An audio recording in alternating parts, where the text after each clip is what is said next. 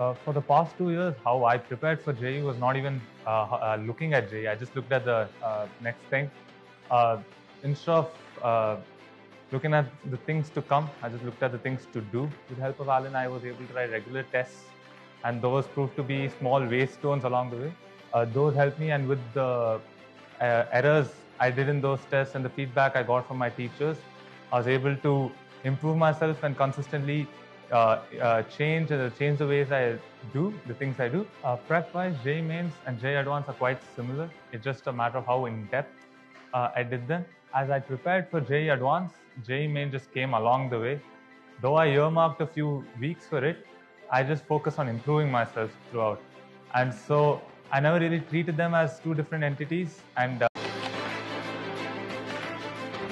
an important part of this JEE journey is how well one can manage time and stress. Uh, for time, I mean, I just slept less the days I had to extend. But stress, I didn't really find a big issue with it. It helped that I just looked at the next step, the next challenge, instead of looking at what is to come 2 years down the line.